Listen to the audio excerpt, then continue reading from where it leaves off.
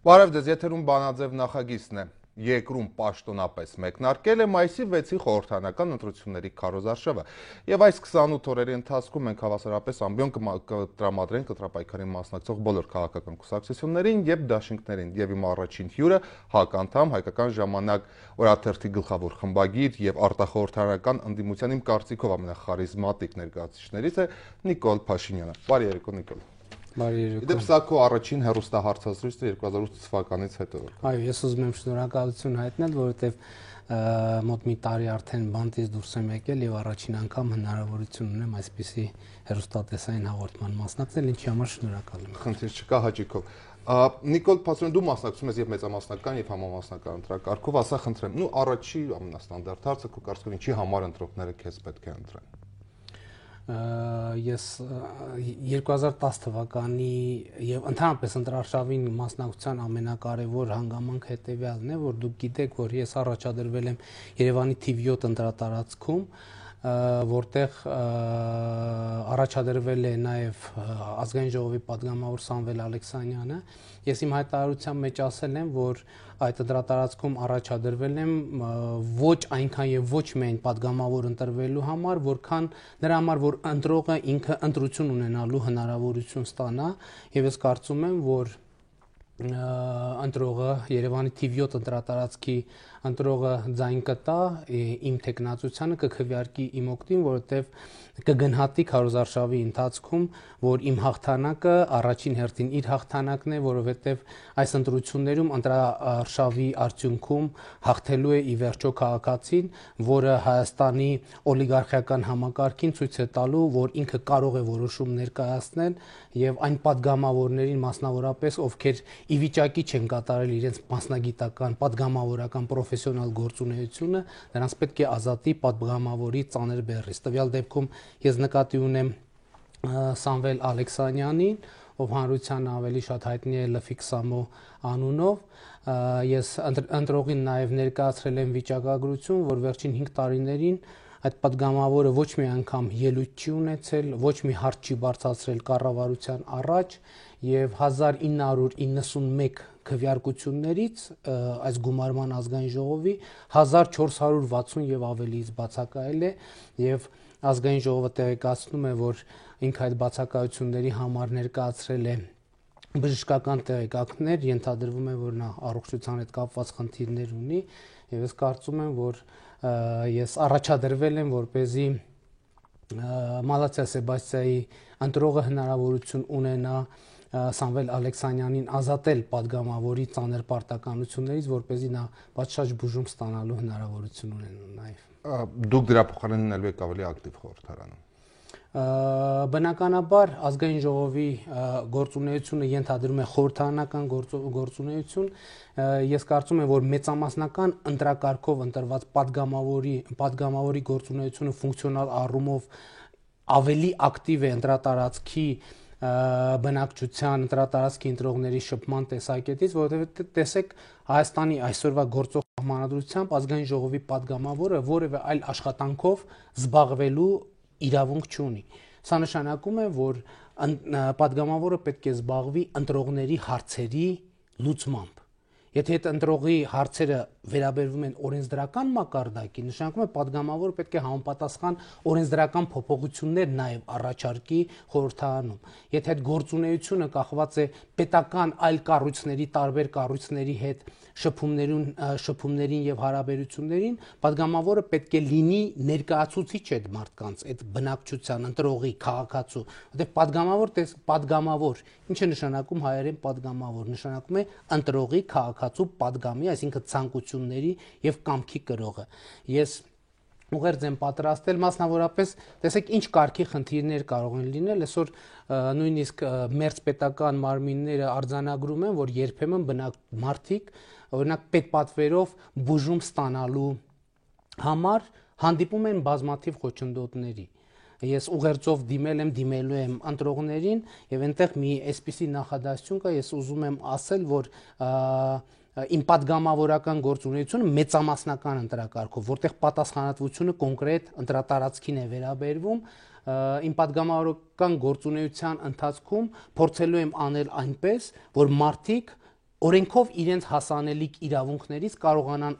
օգտվել առանց ծանոթի, ճակերտավոր ծանոթի եւ բարեկամի, եւ եթե այլաբանորեն ասենք, իմ խնդիրն է դառնալ ընտրատարածքի քաղաքացու, ընտրողի, ծանոթն ու բարեկամը պետության հետ ունեցած նրա հարաբերությունները։ Մանդատավորված մարդ, ընտրողի ու պետության այո, պատվիրակված մարդ եւ այսպիսի մի շատ կարեւոր առանձնահատկություն կա, ես կարծում եմ, որ իսկապես մեծամասնական ընտրակարգով ընտրությունները մեծամասնական մանդատը հենց այդ առանձնահատկությունն ունի, որ այդ падգամավորի պատասխանատվությունը ավելի շատ կենտրոնանում է կոնկրետ ընտրատարածքի ընտրողի առաջ եւ կոնկրետ պարտավորություններ է ստանձնում ըստ էության լինելով պետության եւ պետական կառավարման մարմինների եւ քաղաքացու միջև միջնորդ, այսինքն լինելով մարդու քաղաքացու ներկայացուցիչ այդ պետական մարմիններում։ Որ դեպքում դուք վայր կդնեք ձեր մանդատը։ Եթե առաջ Աստված ընտրվեք, մանդատը վայր կդնեմ միայն այն դեպքում, երբ ինձ մանդատ տված մարդը քաղաքացին ինձնից պահանջի հրաժարվել այդ մանդատից։ Ես ինչ եմ հարցնում, որովհետև Արամ Մանուկյանը նույն այս տաղավարում, երբ խոսում էր խորհրդարանում հնարավոր աշխատանքի մասին, ինքը ասաց, որ ես ցանկանում եմ զգուշացնել մեր ընտրողներին, որ մենք չենք գնում խորհրդարան օրենսդիր աշխատանքի, մենք գնում ենք խորհրդարան իշխանափոխությունը իրականացնելու համար։ Ուրեմն ես կարող եմ ասել հետեւյալը, որ մեր քաղաքական գործունեությունը չի կարող լինել հատվածական։ Այն ինչ որ քաղաքական գործունեությունը իմ պատկերացմամբ ամբողջական է եւ իշխանափոխությունը, նույն իշխանափոխությունը ենթադրում է առաջին հերթին քաղաքացու պաշտպանվածության բարձրացում, քաղաքացու ակտիվության բարձրացում եւ առանց քաղաքացիական գիտակցության զարգացման եւ առանց քաղաքացու իրավունքների պաշտպանության այդ իշխանափոխությունը հնարավոր չի։ Այսօր իշխանափոխությունը Հայաստանի Հանրապետության առաջ օրակարգում քաղաքական թիվ 1 խնդիրն է, բայց բացի քաղաքական խնդիրներից գոյություն ունեն ոչ քաղաքական խնդիրներ նաև եւ մենք պատրաստվում ենք լիարժեքորեն սպասարկել նաև այդ ոչ քաղաքական խնդիրները։ Չնայած Հայ ազգային կոնգրեսը ես ինքս էլ կարծում եմ, որ երկրում գլոբալ փոփոխություններ չեն կարող տեղի ունենալ այնքան ժամանակ, քանի դեռ երկրում օրինական իշխանություն չի հաստատվել։ Իսկ այսօր հաստատված իշխանությունը ապօրինի իշխանություն է։ Դրանում կարծում եմ որևէ մեկը չի կասկածում, որևէ քաղաքացի, ով տեսել է թե ինչ է տեղի ունեցել 2008 թվականի նախագահական ընտրությունները։ Մենք պետք է հասկանանք, որ սահմանադրությունը մեխանիզմ է եւ այդ մեխանիզմը կարող է աշխատել լիարժեք աշխատել այն ժամանակ, երբ նրա բոլոր դետալները օրինական են, այսինքն բոլոր դետալները սահմանված ձևաչափի եւ տրամաբանության շրջանակներում։ Նիկոլ, ինչ է դες համար, ինչ է նշանակում կոռեկտ եւ քաղաքակիրթ ընտրապայքար։ Կոռեկտ եւ քաղաքակիրթ ընտրապայքար նշանակում է օրինական ընտրապայքար, որովհետեւ գիտեք Հայաստանում ընդհանրապես շատ է ընդունված խոսել, բերել հրապարակ բերել տերմիններ, որոնք մի տեսակ ստվեր են գցում օրինականության եւ սահմանադրության վրա։ Կոռեկտ ընտրապայքար նշանակում է օրինական ընտրապայքար եւ բնականաբար մեր ընտրապայքարը լինելու է օրինական։ Հիմա գիտեք, տեսեք դուք խոսում եք կոռեկտության մասին, ես նոր խոսեցի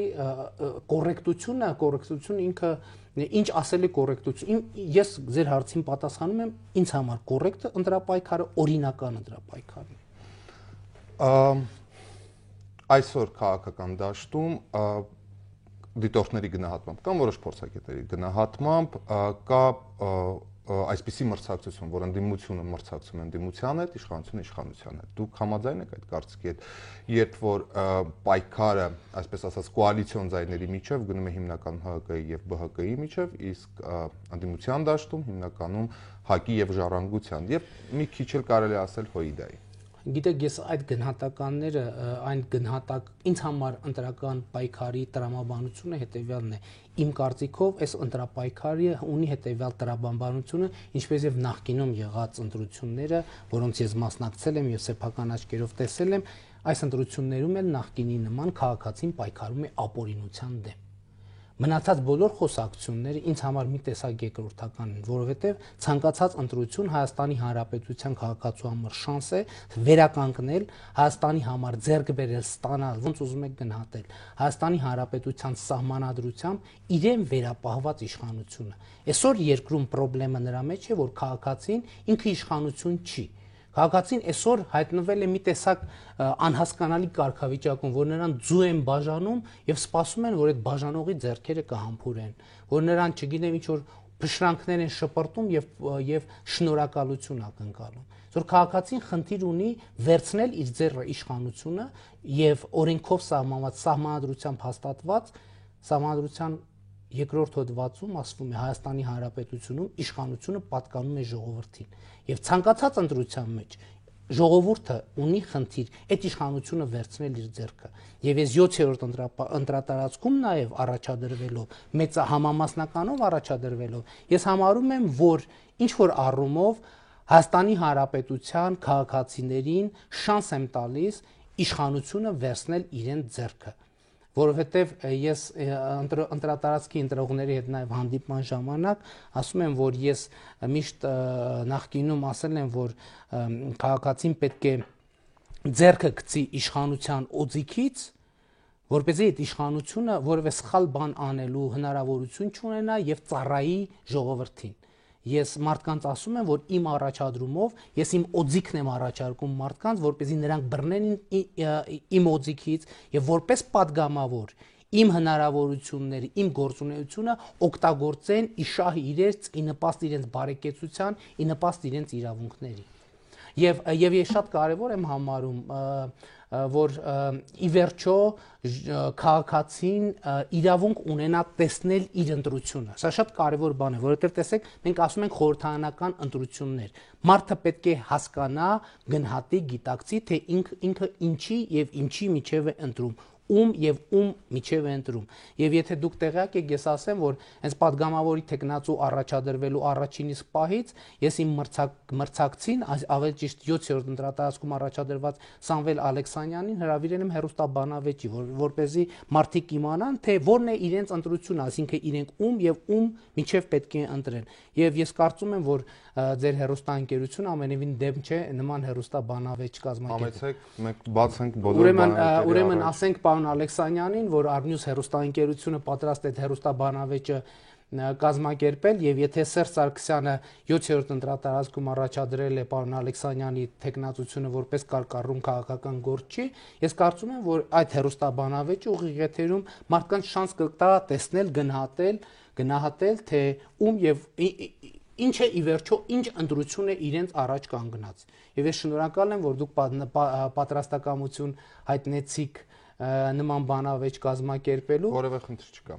Իսկ կարող ենք ժամկետների շուրջ պայմանավորվել։ Ես կարծում եմ, որ այնուամենայնիվ սա կենտրոնական ընտրական հանձնաժողովը չի, որ ժամկետներ սահմանենք։ Չէ, առավել եւս դուք հերոստա նաեւ հերոստաընկերության տնօրենն եք, այնպես որ որևէ բանով կաշկանդված չեք, որպես ինքնուրույն լրագրող։ Քարոզարշավը մինչև մայիսի 4-ն է, համեցեք երբ ուզում եք։ Կարող ենք պայմանավորվել, որ հաջորդ երկուշաբթի օրը օրինակ Սամվել Ալեքսանյանին այստեղ սպասենք երկուսով եւ ինքը կարող է գալ, ընդ որում կարող է իր հետ բերել նաև մյուս տեխնացուներին, կարող է իր հետ հանրապետականից եւս մի քանի հոգու բերել, որպես այդ բանավեճի մասնակցեն, ասենք Արմեն Աշոտյանին, Շարմազանովին, Նիկոյանին, որպես ինքը մենակ չզգա այդ բանավեճի մեջ։ Ես հյուրընդունողն եմ եւ ոչ թե իրենց կողմից պատասխանողը։ Այսինքն իրենց հետ բանակցեք, որոշեք ձևաչափը։ Մեզ ընդհանրապես մենք հանրային, այսպես ասած, հերոստադաշտ ենք, որտեղ կարող են հանդիպել ցանկացած քաղաքական ուժեր։ Այսինքն եթե հանրապետականի տեխնացուն համարցակվի գալ այդ բանավեճին դուք կկազմակերպեք բանակցեք ձեր միջև։ Պարոն Ալեքսանյան, ես հույս ունեմ, որ դուք այս հաղորդումը նայում եք եւ տեսնում եք, որ մենք ունենք արդեն բանավեճի վայրը եւ ես կրկին անգամ հրավիրում եմ ձեզ բանավեճի եւ հույս ունեմ դուք այդ բանավեճի ընթացքում բարձր կպահեք ձեր ղեկավար Սերժ Սարգսյանի եւ հանրապետական կուսակցության պատիվը։ Սպասում ենք։ Լավ, եկեք շարունակենք, եթե այլ ուղերձներ չկան։ Նիկոլ, իշխանությունը քննադատում են շատերը, սկսած կոմունիստներից, վերջացած միավորված հայերից։ Իշխանությունը քննադատում է Հոիդան եւ իշխանությունը քննադատում է ժառանգությունը եւ իշխանության գլխավոր քննադատը ՀԱԿ-ն է։ Դուք տաղանդավոր լրագրող եք եւ դուք տեղյակ եք բառի ազդեցությունից եւ բառի ուժից։ Ասացեք, խնդրեմ, ինչու է ՀԱԿ-ի բառապաշարում այդքան ատելություն եւ այդքան բարձրագոճ ատելություն։ Ես համաձայն չեմ, որ ՀԱԿ-ի բառապաշարում։ Ես ասեմ, սովորական մի բան, ես դիտարկում անեմ, որ ես նկատել եմ, երբ որ վերադարձա Միացյալ Նահանգներից։ 2008-ի իրադարձություններից հետո հայկական ժամանակը գրում էր ինչ-որ մի իրադարձության մասին, քննադատում էր կաթողիկոսին իր գործողությունների համար եւ ամեն անգամ պիտակավորում էր ավազակապետ վեհափառը կամ այդ կարգի բառերով։ Ընդհանրապես հայկի բառապաշարում շատ են թաթար մոնղոլներից սկսած բառեր, որոնք որ եթե հանես, բովանդակությունը նույնն է մնում։ Այդ դեպքում ինչի այդքան պետք է ճշգրտում անենք, ուրեմն Հայ ազգային կոնգրեսի առաջնորդ Լևոն Տեր-Պետրոսյանը վերջին շրջանում, վերջին հանրահավաքներից մեկում շատ հստակ պարզաբանում է տվել թաթար մոնղոլների հետ կապված։ Ոչ մեկը այս իշխանությանը չի անվանել թաթար մոնղոլ։ Լևոն Տեր-Պետրոսյանը ինքը մասնագիտությամբ պատմաբան լինելով վերլուծել է այսօր Հայաստանում ստեղծված տնտեսական-իրավական հարաբերությունները, մոդելավորել է եւ ասել է, որ այս մոդելը գործում էր նաեւ թաթար-մոնղոլական կայսրության ժամանակներում։ Հասկանում ինչի է ծիծաղելի։ Գիտեք, ծիծաղելի է, որովհետեւ չի կարելի։ Դուք թաթար-մոնղոլական հարաբերություն պատմությանը։ Նիկոլ, ես չեմ ցանկանում բան անեմ հարցականի տակ դնել, որովհետեւ ի վերջո այդ մոդելավորումը հանրահավաքի մասնակցող անդրադառնամ ձեր չի հասկանա։ Բայց ամբողջ խնդիրը հետեւյալն է՝ քաղաքական պայքարի բառապաշար եւ քաղաքական պայքարի, քաղաքական երկխոսության կամ քաղաքական կոչերի բառապաշար մտնում են բառեր եւ կոչեր, որոնք ուղղակի սերմանում են ատելություն։ Չէ՞ որ ավելի շատ ատելով ավելի իրավացի չես դառնում։ Ուրեմն ես ձեզ կարող եմ հավաստիացնել ձեր աչքերի մեջ նայելով, որ ես որևէ մեկին չեմ ատում ընդհանրապես եւ անձնական թշնամիներ, ատելություն ընդհանրապես այդ զգացողությունը առանձնապես ծանոթ չէ ինձ։ Ես ասեմ ձեզ, նույն լրագրողները, նույն քաղաքական գործիչները, իմ կարծիքով ազնիվ քաղաքական գործիչները ունեն նաև մի պարտավորություն, նրանք պետք է իրերը անվանեն իրենց անունով։ Երբ որ մենք այսօր խոսում ենք կոռուպցիայի մասին, հա, դա չի նրանից չի, որ մենք ինչ որ մեկին չենք սիրում, այլ այդ կոռուպցիան գոյություն ունի։ Երբ որ մենք խոսում ենք արտագաղթի մասին, դա նրանից չի, որ մենք ինչ որ մեկի ատում ենք, այդ արտագաղթը գոյություն ունի։ Երբ որ մենք խոսում ենք նրա մասին, որ երկրի արտաքին պարտքը Սերժ Սարգսյանի պաշտոնավարման ընթացքում 3.8 միլիարդ։ 3.8 միլիարդ համարյա կրկնապատկվել է։ Եւ դա մենք ասում ենք, որ գոյություն որ գործ ունենք ապաշնոր իշխանության հետ։ Ինչու ապաշնոր։ Որովհետեւ իշխանությունը պետք է լինի ապաշնոր, որ երկիրը հասնի հուսահատության եզրին։ Դուք եթե միջազգային ուրեմն հետազոտություններին ծանոթ եք, հա, ուրիշ աղբյուր եմ ասում։ Հայաստանի քաղաքացիների մի շատ մեծ տոկոսը չի հավատում սեփական երկրի ապագային։ Եվ եթե գոյություն իմ կարծիքով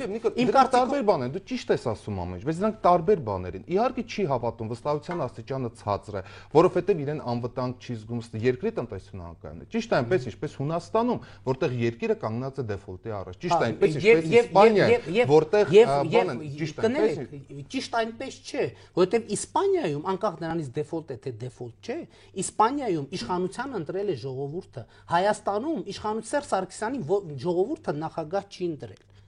Ես միշտ այդ օրինակն եմ բերում, որ ինչի ենք մենք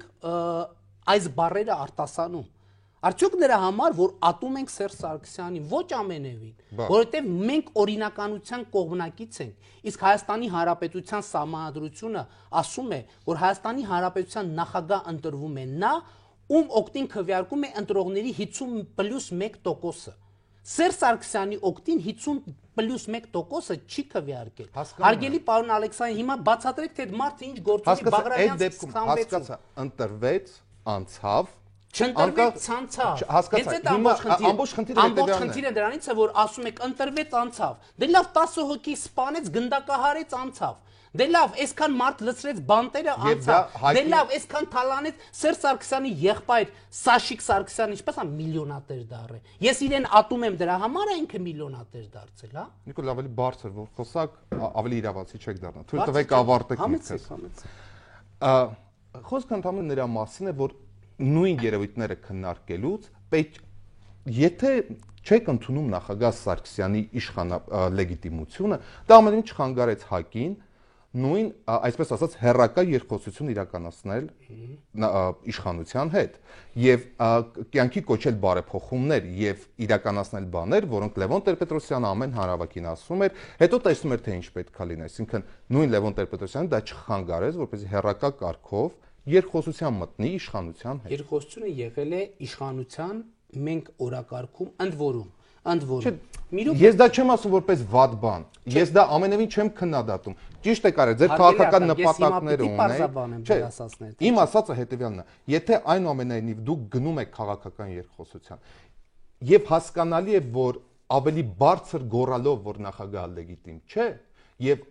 ազատության հրապարակում նախագահ Սարգսյանը դա չէր գնալու հրաժարական տար եւ չէր տալու իր իշխանությանը։ Ընդամենը նրա մասն է խոսքը, որ այդ քաղաքական պայքարը, որ միևնույնն է դուք անելու եք, եթե նույնիսկ Սերժ Սարգսյանը հավաքիր 50+1%, միևնույնն է դուք շարունակելու եք պայքարը։ Իսկ ով ասել։ 100% այդպես է։ Իսկ ով ասել։ Ինչ պետք է անենք, շնորհավոր եք գնայիք տներով։ Ուրեմն, գիտեք ինչ, խնդիրը հետեւյալն է, մենք խոսում ենք օրինականության մասին։ Օրինականությունը ունի մի առանձնահատկություն, ինքը Սերժ Սարգսյանով կամ Պողոս Պողոսյանով չի պայմանավորված։ Օրինականություն կամ կա կամ չկա։ Այսինքն 50+1% մարդը ընտրողը կամ քվեարկել է կամ չի քվեարկել։ Եթե չի քվեարկել, տեսեք դուք ասում եք ընտրվել գնացել է, չի ընտրվել չի գնացել։ Հիմա դուք խոսում եք ատելության մասին։ Ես ձեզ դուք որպես այդ գործի լավ մասնագետ, խնդրում եմ դուք ոչ ատելություն չարտահայտող, սեր արտահայտող բառերով բացատրեք ինձ, թե ինչպես է Սերժ Սարգսյանի եղբայրը դարձել միլիոնատեր, երբ ընդամենը 15 տարի առաջ եղել է պազի վարորդ։ Դուք սիրով հիմա ձեր սեր արտահայտող բառերով խնդրում եմ նկարագրեք, ոնց է դա տեղի ունեցել։ Ինչպես է պատահել, որ ասենք մարդը, տեսեք, ոչ մի ատելություն, ջերմ սիրով, շատ ջերմորեն ես այս հարցը բարձրացնում եմ լսարանի եւ Հայաստանի իշխանության առաջ։ Այդ ինչպես է պատահել, որ մի մարդը Սամվել Ալեքսանյանը Շաքարավազի միակ ներկրողն է։ Ատելություն չկա, ես ոչ մեկին չեմ ատում, բարձր չեմ ասում, կարող եմ ավելի ցածր ասել։ Թող իշխանությունը դա բացատրի, թող իշխանությունը բացատրի, թե ինչպես է պատահում, երբ որ ազգային ժողովի падգամավորի մանդատ ունեցող մարդը խորհրդարանի աշխատանքների 75%-ին չի մասնակցում, ոչ մի անգամ ելույթ չի ունենում, եւ այդ մարդուն հանրապետական կուսակցությունը նորից առաջադրում է падգամավորության տեխնացու։ Այստեղ ինչ է, սա սեր է ժողովրդի նկատմամբ, հա։ Երբ որ Շաքարավազի գները Շաքարավազ են ներկրում, հետո Շաքարավազի գների հետ մանիպուլյացիաներ են անում, հետո տնտեսական մրցակցության պաշտպանության հանձնաժողով ասում է, այն ժամանակ սխալ էինք հաշվում, հիմա այդ ամեն ինչը ինչ կապ ունի ատելության հետ։ Երբ որ ասում ենք, որ Հայաստանում քրյա օլիգարխիկ համակարգ է ձևավորվել, դա նշանակում է մենք ատելություն ենք սերմանում։ Դա դուրս եկեք փողոց։ Չէ, դուք Իմիջայլոց, եթե բացի հայլուրից ուրիշ հաղորդումներ լինեն, մարդիկ կհասկանան, որ այս փողոցում դրսում էկրանից դուրս ուրիշ կյանք է, որտեղ մարդիկ թալանված են, որտեղ մարդիկ հուսահատված են, որտեղ մարդիկ վախեցած են եւ որտեղ մարդիկ չեն հավատում Սերժ Սարգսյանի եւ ընդհանրապես իշխող կուսակցության, իշխող կլանի որևէ ներկայացուցիչի լոլոյին։ Ինչքան էլ մենք փորձենք ասել սեր, ատել, եթե այդքան սիրում եք մի շատ պրիմիտիվ ամեն ինչ։ Գիտեք որ նախնդիրը։ Այդ սիրո, Չէ, գիտեք որ իհարկե սիրո արտահայտությունն է։ Ես ամենևին ես չեմ ասում որպեսզի սիրավեք սկսեք իշխանության հետ ու իմ ասածը ամենևին դա չէր եւ այդքան պրիմիտիվ չէր։ Եվ պետք չի Սամվել Ալեքսյանի առաջադրումը կապել կամ Շաքարավազի միակ ներկրող լինելը կապել իմ արտահայտության հետ։ Խոսքը ընդհանրապես քաղաքական բառապաշարի մասն է։ Եվ այո, ես ձեր հետ համաձայն եմ, այսօր երկրում կան աղքատներ եւ շատ վատ ապրող մարդիկ եւ հորետես ապրող մարդիկ։ Եթե դուք խոսում եք բառապաշարի մասին, խնդրում եմ իմեջբերեք իմ արտասանած կոնկրետ նախադասություն եւ ես ձեզ կապացուցեմ, որ դրա մեջ չկա ատելություն։ Չէ, ես Ստեփան Դեմիրճյանը չեմ որ ցուցակով գամ ու Ռոբերտ Քոչարյանն ներկայացնեմ թե ինչեր են եղել։ Դեպքում ասեմ, եթե դուք ասում եք, որ ես բառեր եմ օգտագործում, որոնք ատելություն են սերմանում, լավ կլիներ, որ այդ բառերը ունենայիք, որպեսզի ես ասում եմ, ես ատելություն, ես միշտ ասել եմ ատելություն, ընդհանրապես ես քրիստոնյա եմ եւ սերը ինձ համար ամենակարևորն է, բայց սիրել կներեք չի նշանակում շողոքորթել Սերժ Սարգսյանին եւ իր հանցագործ խմբավորին։ Ամենևին որևէ մեկը դες դա չէր պահանջում եւ ոչ էլ առաջարկում։ Եթե նույնիսկ պահանջեին, ես այդ պահանջը չէի կարող կատարել։ Նիկոլ, եւ ամենակարևորը, որ դեպքում դուք կհամարեք, որ մամուլ անկողմնակալ է լուսաբանել ձեր ընտրապայքարը ընդհանրապես այս պայքարը։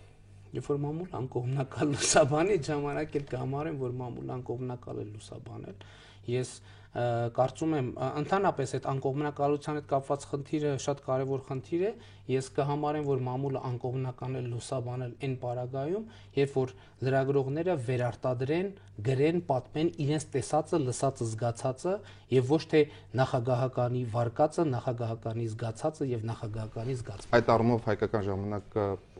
օբյեկտիվ լրատվամիջոց է։ Այդ առումով հայկական ժամանակը անկեղծ լրատվամիջոց է, հայկական ժամանակում ասում եւ գրում են այն, ինչ որ իրենք տեսնում են, ինչ որ իրենք զգում են, որովհետեւ շատ հնարավոր է, որ ինչ որ բան, ինչ որ զգացողություն խափի մարդուն, նույն լրագրողին, բայց ուրիշ բան է, երբ որ մարդը սուբյեկտիվորեն ինչ որ հարցում սխալվում է, ուրիշ բան է, իրեն ինչ որ հեռախոս կա, զանգում են, ասում են, սենց կգրես, այսպես կգրես, այսպես կգրես։ Ես ձեզ երաշխավորում եմ, որ աշխարհում չկա որևէ հեռախոս, որ ի վիճակի լինի եւ համարձակվի հայկական ժամանակին ասել այս բանը այսպես կանես եւ այդ բանը այնպես կանես։ Այդ դեպքում կա հրապարակում, որը կարող օրինակ քննադատել հակառաջնորդին։ Այո, իհարկե։ Վերջերս օրինակ Նարինե Մկրտչյանը մեր թերթում հանդես էր եկել հոդվածով, որտեղ քննադատական խոսքեր էր ասել Լևոն Տեր-Պետրոսյանը եւ նաեւ ԲՀԿ առաջնորդին։ Իհարկե։ Երբ համեմատում ենք օրինակ համամասնությունը, թե որքան է հայկական ժամանակ օրինակ հատկացնում տեղ հանրապետականներին իշխանությանը եւ կոալիցիայի մյուս երկրներին, մենք համարում ենք, որ հանրապետականը ամենամեծ չարիքն է։ ԲՀԿ-ն ոչ։ ԲՀԿ-ն հաջորդ չարիքն է, օրինակ երկիրը հաջորդ այս իշխանությունը հաջորդ չարիքներն է։ Հա, հաջորդաբար, հետեւաբար ըստ իշխանության մեջ պատասխանատվություն ով է, կոալիցիան խորհրդանական մեծամասնությունը հանրապետականն է, կառավարության մեծամասնությունը հանրապետականն է եւ իշխանության մեծամասնությունը հանրապետականն է։ ԲՀԿ-ին այնուամենայնիվ քննադատում եք։ Իհարկե դուք չեք կարդում մեր թերթը։ Չէր հանդիպել, դրա համար եմ հարցնում։ Ես ձեզ ցույց կտամ, ես ձեզ կարող եմ էլեկտրոնային հասցեները կամ եթե դա ձեզ ձեռնտու չի, կուղարկեմ տպագիր տարբեր։ Չէ, ես կհետևեմ։ Լավ, եւ արդեն եզրափակելով մեր այս զրույցը, ասացեք խնդրեմ, ինչ այս վերջի երկու հարցը։ Այդ նախ առաջինը այս մրցապայքարի միջդերը վերապահված ձեր ընտանիքի անդամներն արդյոք մասնակցելու են հանդիպումներում եւ մյուս տեղերում։ Իմ ընտանիքի անդամներին վերապահված է հետեւյալ դերակատարումը, մենք սիրում ենք իրար եւ մենք դժվարություններ իմ ընտանիքը ես բանտում եմ եղել ընդհատակում եմ եղել եւ իմ ընտանիքը եղել է իմ ամենամեծ աջակցությունը եւ իմ ամենամեծ հենարանը եւ այդպես եղել է եւ այդպես լինելու է միշտ։ Եվ մենք եթերից առաջ դեպի ես ու Նիկոլը հիշեցինք, որ մենք հանդիպել էինք, վերջին անգամ հանդիպել էինք հայկական ժամանակի խմբագրությունում ուղիղ 10 տարի առաջ, երբ որ ես նոր էի վերադարձել BBC-ից եւ այնտեղ պատմում էի, որ ես սովորում եմ հարցազրույցի ժանրը եւ Նիկոլին պատմում էի, որ ինձ ասեցին, որ պետք է վերջում 10 մի անսպասելի հարց ու Նիկոլ այսօր հիշեց, որ հիշում ես, որ դու պատմել ես եւ չեմ կարծում, որ անսպասելի, բայց Նիկոլ որտեղ էիր թաքնվում։ Ընդհատակում։ Որտեղ։ Ուրեմն Վրաստանում, որտեղ դու ճանապարհական նոթեր էիր գրում։ Այո, ուրեմն ես կարող եմ ասել հետեւյալը, որ հիմա դրա մեջ ըստ էության ոչ մի գաղտնիք չկա, բայց ամբողջ խնդիրն այն է, որ իմ թաքնվելու տեղի մասին ես պատրաստվում եմ գիրք գրել, ես չեմ պատրաստվում այդ գրքի ամբողջ ինտրիգը հիմա բացել։ Եթե Հայաստանում էր թե Հայաստանից դուրս։ Ուրեմն ես падգամավորի տեխնացու եմ առաջադրվել եւ ունեմ տեղեկանք, որ վերջին 5 տարում մշտապես բնակվել եմ Հայաստանում։ Իսկ մենք հետևում ենք որտեղ էր Իտալիայից մինչև եվրոպական քոշրջագայություններին։ Ուրեմն ընդհատակում գտնվելու ընթացքում ես գրել եմ վեբ երկրի հակառակ կողմը վերնագրով եւ պատրաստվում եմ այդ վեբը նույնպես հրատարակել։ Առաջիկայում ընտրաշավի ընթացքում ընդհանրապես ինձ թվում էր թե բանտից դուրս գալուց հետո շատ արագ կհրատարակեմ, բայց ինչպես տեսնում եք մինչև այսօր տպագրված չի։ Հույս ունեմ մեր հաջորդ հանդիպման ժամանակ այդ գիրքը արդեն հրատարակված կլինի ու կնվիրեք մի օրինակ։ Նկատի ունեք որ հաջորդ անգամ, բայց մենք հաջորդ շաբաթ պիտի Ալեքսանյանի հետ արդեն հանդիպենք։ Չէ, դուք շտաբերով իրար հետ բանակցեք, ես կապ չունեմ։ Ես ընդհանրապես եթե Սամվել Ալեքսանյանը խուսափում է կամ վախենում է բանավեճից, կարող է ուզում է տետատետ հարցազրույցներ, էլի նորմալ է։ Բանավեճերն էլ են ընտրության։ Այնուամենայնիվ արձանագրենք, որ բանավեճի թեման կա եւ մենք պայմանավորվեցինք, որ այդ բանավեճը ձեր հեռուստաընկերությունը պատրաստ է այդ տաղավարում կազմակերպել։ Մենք պատրաստ ենք, դուք առաջարկեք շտաբերով իրար այդ բանակցեք, ես կողմ չեմ, ես ընտրապայքարում չեմ։ Շատ ավելի լավ կլիներ, եթե դուք, քանի որ կարծում եմ այդ բանավեճը հանրության համար շատ հետաքրքիր կլինի, շատ լավ կլինեք, որ դուք ձեր կողմից բարիկամ դրսևորեք եւ օր նշանակեք, ես կգամ, իսկ թե ով կգա հակառակ կողմից։ Չէ, ես չեմ կարծում, որ պետք է մարդկանց անհարմար դրության մեջ մտցնել, ամեն մեկ ունի ընտրապայքարի իր ձևը, Նիկոլ։ Դուք ունեք ձեր ձևը, մարդիկ ունեն իրենց ձևը։ Սա մարդիկ ունեն, բայց հույս ունեմ դուք ձու բաժանելը ձև չեք համարում ընտրապայքարի։ Ես ընդհանրապես ընտրապայքարը որևէ ձև չեմ համարում ընտրություններին մասնակցությունը։ Նիկոլ, շնորհակալ եմ, որ եկար։ Ես եմ շնորհակալ Արտակ, որովհետև իսկապես սա շատ հաճելի էր, որ վերջապես հնարավորություն ունեցա ուղիղ եթերում զրուցել ձեր նման հաճելի զրուցակցի։ Շնորհակալ եմ, սիրելի հեռուստադիտողներ, հիշեցնեմ, որ 10-ամյա բաժանումից հետո այսօր մենք զրուցում ենք Նիկոլ Փաշինյանի հետ, որը մոտ 4 տարի չկար եթերում, մենք զրուցեցինք նրա մեծամասնական ընտրակարգում առաջադրվելու ծրագրերի, պլանների, նաև քաղաքական հայացքների մասին։ Ահա այսքանը, մենք, ինչպես ասացի, Բանաձևը մեկնարկում է նախընտրական քարոզարշավը, հետևեք նրան ամեն օր երեկոյան 10-ին։ Շնորհակալություն ուշադրության համար եւ ցտեսություն։